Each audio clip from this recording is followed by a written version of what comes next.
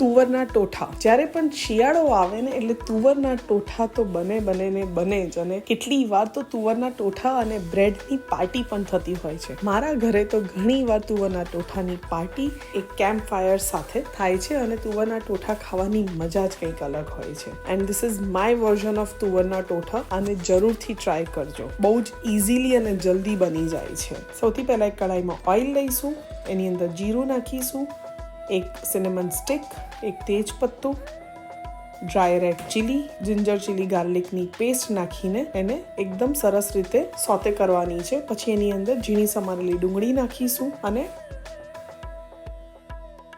Tomato puree નાખીશું.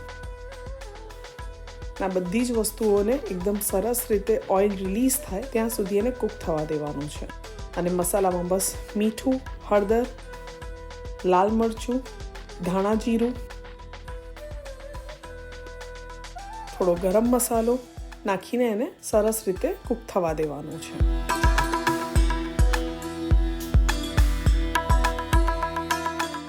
તમે જોઈ શકો છો ઓઇલ રિલીઝ થવા આવ્યું છે. તો બસ હવે એમાં બાફેલી તુવર એડ કરવાની છે. જે કઠોળ માટેની જે તુવર આવે છે એ તુવર લઈશું અને એને લગભગ 7 થી 8 કલાક પલાળી રાખવાની છે.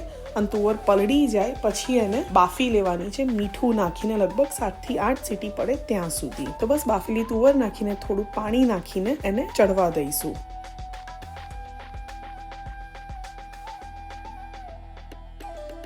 અને પછી લાસ્ટમાં બહુ જ બધી લીલી ડુંગળી,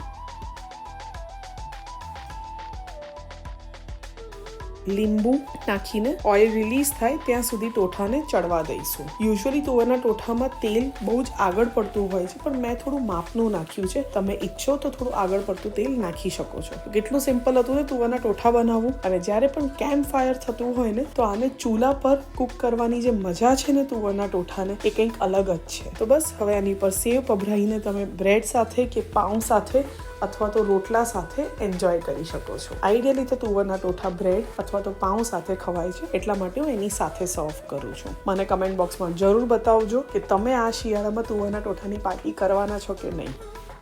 એન્જોય.